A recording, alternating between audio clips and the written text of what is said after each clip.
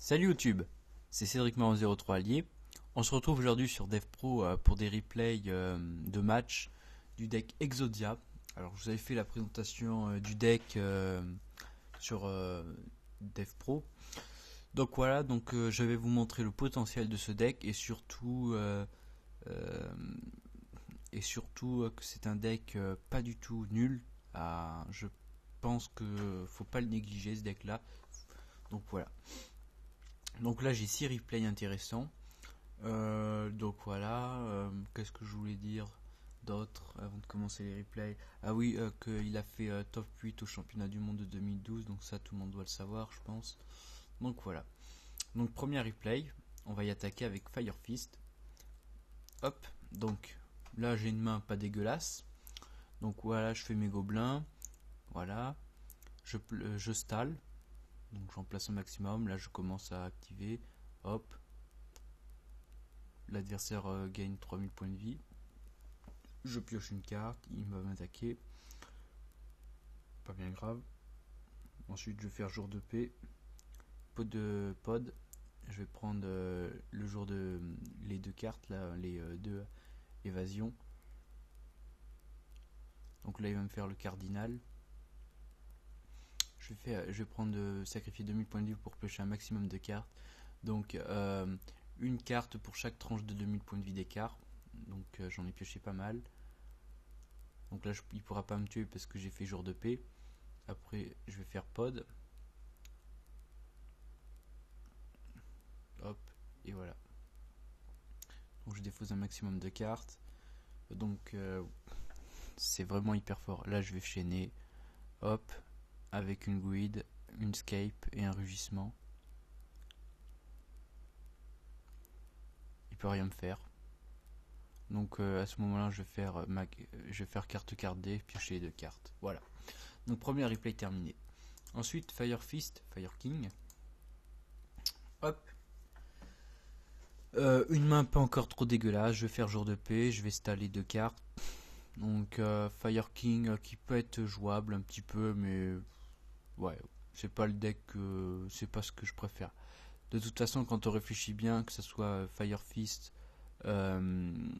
Mermaid, Constellar, Evil Swarm, Bugin et Madolche, c'est les mêmes decks. Le système est quasiment le même. Donc voilà. Donc ensuite, c'est pour ça que moi j'aime beaucoup les decks contrôle, ça permet de voir un peu ce qu'on peut faire. Donc toujours, alors dans les chaînes, toujours activer la dernière carte, la dernière en dernier, parce que ça permet, en fait c'est la dernière qui est activée qui est prioritaire sur l'effet. Par exemple, l'adversaire Fétifon et Tornade de poussière, ce sera Tornade de poussière qui sera première activée. Donc là je vais installer, je vais faire ma voiture cardée, j'ai deux cadeaux en main. Hop, il va me faire Night Beam. Hop, je vais activer mes cartes. Hop, il me fait rugissement menaçant, il peut pas faire grand chose. Là j'ai un beaucoup, donc je suis tranquille pour mes prochains tours. Là, je vais prendre une fortune accumulée.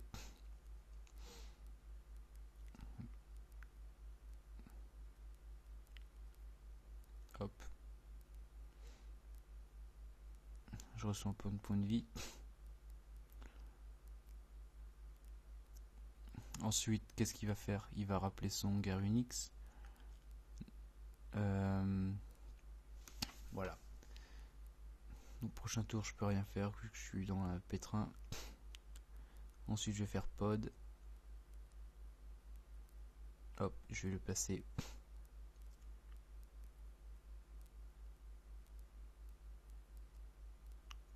Et je vais piocher les 5 parties d'Exodia. Donc là, j'ai eu vraiment du bol. Ensuite, troisième replay, c'est Gishki Hieratic. Alors Gishki Hieratic, le deck a été un petit peu touché par la banlist, mais ça fait longtemps parce que ça faisait un deck avec des loups plutôt fortes. Donc voilà. Alors pourtant ça aurait été assez intéressant d'y faire. Donc je vais faire ma carte cardée, je vais installer. Il me fait jour de paix, je suis content. Hop, je vais piocher deux cadeaux comme ça.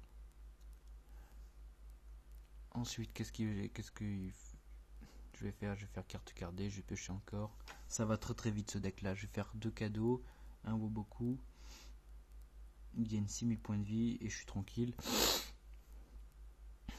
Hop, je vais faire ma carte. Donc je vais piocher beaucoup de cartes. Ensuite je vais faire un gobelin parvenu, et encore installé, et voiture carte D, donc vous connaissez le mouvement. Donc là je vais encore piocher beaucoup de cartes.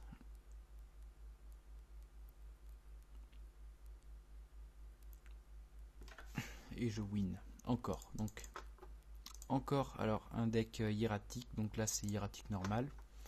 Alors, qu'est-ce que j'ai? Alors on va faire inverser. Alors j'ai une carte cardée, Exodia. Voilà. Donc j'ai déjà 3 portiers en main. Hop. Donc là déjà il est assez rapide. C'est assez rapide, hiératique comme deck. Donc là je fais carte D. Je peux pas activer mes gobelins vu que c'est en stand-by face. Là je fais Woboku, Reckless et une accumulation. Donc je pioche 4 cartes et je suis tranquille. Hop, il va invoquer un autre monstre. J'ai fait Woboku, je suis tranquille. Je vais faire gobelin, je vais installer un maximum de cartes. Là je vais faire jar, cadavre, scape et rugissement menaçant.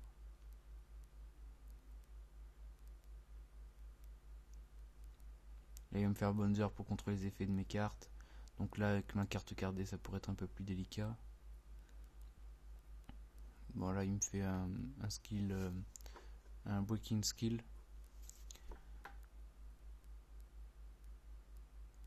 Hop, je vais encore piocher pas mal de cartes et je win.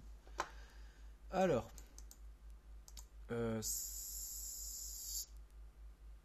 cinquième replay. Donc c'est le deck macro. Macro, ouais, c'est un peu macro, je crois. Quelque chose de comme ça. Donc, enfin, j'ai mis macro comme deck. Enfin, c'est assez contrôle. Donc là, je vais faire pod. Je vais prendre le gobelin parvenu pour encore aller plus vite. Donc, comme il augmente ses points de vie, moi, c'est tout bénef. Parce qu'avec ça, je vais pouvoir faire des tranches de points de vie plus fortes avec ma scape. Donc, c'est vraiment super bien. En plus, là, j'ai deux cadeaux en main. Là je vais faire tribute pour détruire tous ces monstres parce qu'avec avec le moissonneur d'esprit ça aurait été un peu dangereux. En plus j'ai escape en main, là ça va faire très mal quand je vais piocher. Mais voilà, il fait pot de vin, ça je m'en souvenais plus, ça aurait été bien quand même. Là il va gagner 6000 points de vie d'un coup. Donc là il a 22 400 points de vie. Hop.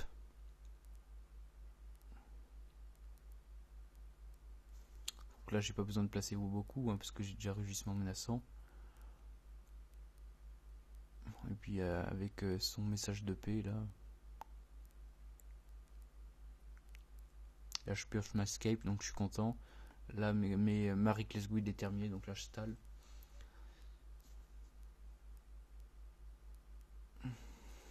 Hop, là vous voyez un peu tout ce que je pioche. Hein. C'est incroyable hein, ce deck. Là je vais faire gobelin. Il gagne encore.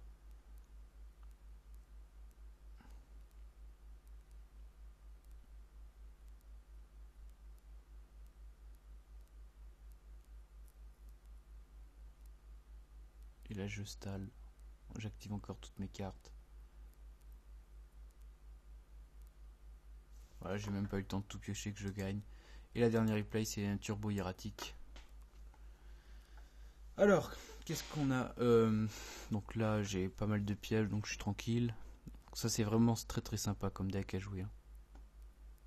Donc là je vais piocher pas mal de cartes, 6. Je pourrais pas piocher pendant 2 tours. Donc si on active 2 Reckless Guide, on pioche pas pendant 2 tours, pas pendant 4 tours.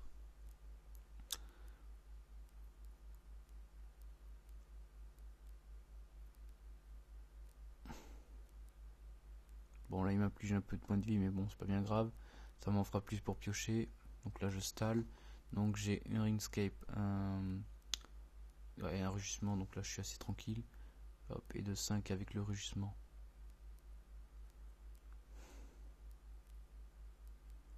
Donc là il met bien ses Gaïa dessus pour me montrer un peu qu'il a des bons monstres, mais bon là il voit pas qu'il peut pas m'attaquer.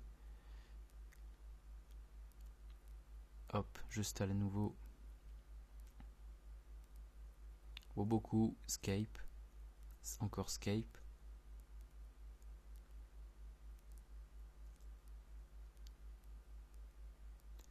Je vais faire Gobelin.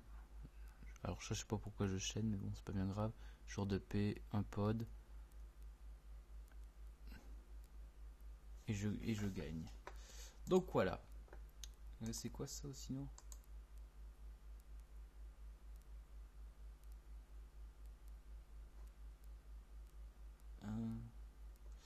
Alors j'en ai encore une autre. Oui, je crois que... Ah non, ça c'est un deck TG Agent, donc c'est pas du tout le même deck ça.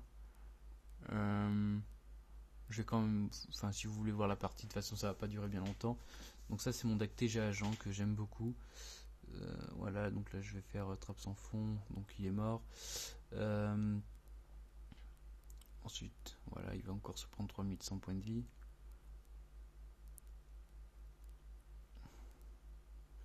Ça va pour l'aider pour invoquer son Chimératech. Oui, et après il va m'attaquer, hop, et l'autre. Et à la fin du tour, il prendra 3200 points de vie. Donc voilà. Donc les replays sont terminés. Donc j'aime beaucoup ce deck Exodiastal.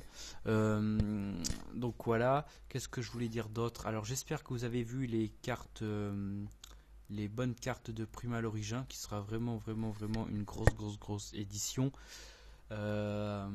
Toujours les dernières éditions de série, que ce soit la victoire absolue pour 5DS et la lumière de destruction pour GX, c'était vraiment des grosses éditions. Lumière de la destruction pour les Seigneurs Lumière, donc ça je vais passer. Victoire absolue pour Guide des Enfers, Tengu, Flûtiste Mystique, les Tech Genus, un peu les Psychiques pour le Télégrande Soal. Et là, ça sera vraiment une grosse édition, parce qu'on va retrouver la Angeli Madolche, la nouvelle Traptrix, des supports pour les Bad Gladiators, les Dark World, les Gusto, du support pour Sylvan, un nouvel archétype complètement cheaté comme Dragon Ruler, les artefacts, du support pour Bujin, pour Ghostrick, qu'est-ce que je voulais dire d'autre, du support pour Galaxy, enfin Photon, et Boxer, parce que Boxer ça pourrait être bien jouable maintenant. Et voilà. Donc sur ce, portez-vous bien, et je vous dis à très bientôt. Likez ma page Facebook Cédric Mario 03 Allier, et à plus.